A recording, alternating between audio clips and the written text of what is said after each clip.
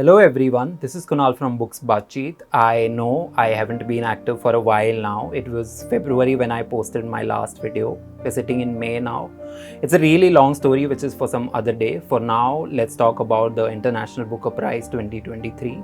The results got announced yesterday and Time Shelter by Georgi Gospodinov won the prize. It's translated from the Bulgarian by Angela Rodel. I was personally rooting for it and I was so happy that I decided that I have to make a video to convince people to read this book. I have read it, I have loved it obviously. I've shared my thoughts on my Instagram. I'll attach the link below in the description in case you would wish to read.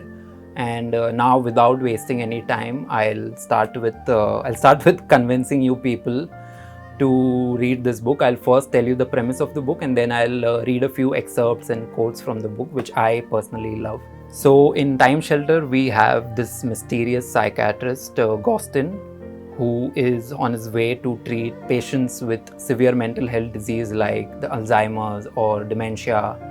He decides to treat those patients by opening clinics of the past. They are called clinics of the past in Zurich in Switzerland, where each floor reproduces an era, a decade of the past, where the patients can go to the particular floor and relive a decade of their choice. When you would be reading this book, when you are midway, you will get to know who the unnamed narrator is. He's the assistant of Gostin. He helps him in building the clinics by collecting memories, by collecting data, memories of the past of various eras and decades.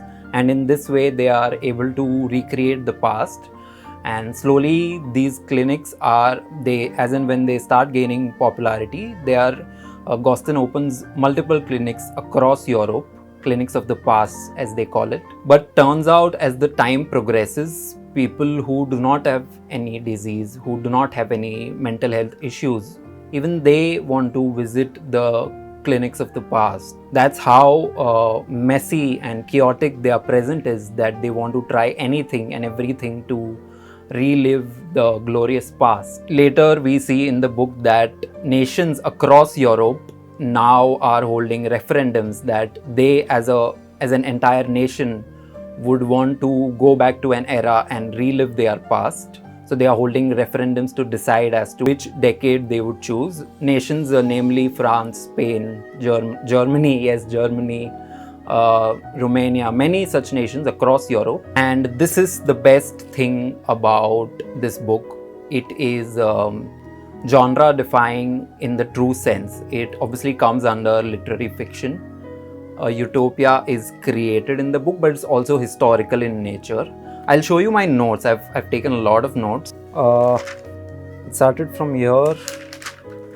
I just couldn't stop. I had to mark which one is more important, and then slowly I had to underline or encircle. I've written VIP, which is very, very important, and that's 11 pages of notes, which is crazy in a good way. Now I'll start with reading the quotes and the excerpts. First, I'll be reading the quotes that I feel are the core of the book, which define the book in its entirety. I'll read 3 quotes. First one is, since a Europe of the future is no longer possible, let's choose a Europe of the past. It's simple. When you have no future, you vote for the past. This one is, it defines the novel even more. Second one, after dictatorship of the future, as my friend K would say, came the dictatorship of the past. Third one, which, I think I mentioned above, sooner or later, all utopias turn into historical novels. Mind you, these quotes do not have that punch of those beautiful sentences, which by the way are present in the book. But these quotes were those sentences which I feel that define even when you would be reading the book, you would, at the end of the book, would realize that these sentences define the book. And now let's see some other sentences which are beautiful and I personally loved them. There are, I think, I've noted down 3 to 4 of them. First one is, actually it is precisely the unsuccessful suicide attempt that is a real tragedy. The successful one is merely a procedure. Second one, it comes later in the book, towards the last 50 pages. The past, just like the fire, cannot be looked directly in the eye. The next two are like more of profound thoughts. If we are not in someone else's memory, do we even exist at all? This one is my personal favorite. What are we more afraid of, death or dying? And over the past, this is one last quote. I'm trying my best to not like give away any spoiler. Over the past few years, I've realized that past tends to hide above all in two places. In the afternoon, in the way where the light falls, and in scents. I'm sure they don't make sense now while I'm reading them, but when the reader is reading the book, they would even realize that they would feel that they want to sit with the sentences for a minute and absorb them. Also, I would like to give a heads up. It is a slow read. It would require time, but it's very rewarding.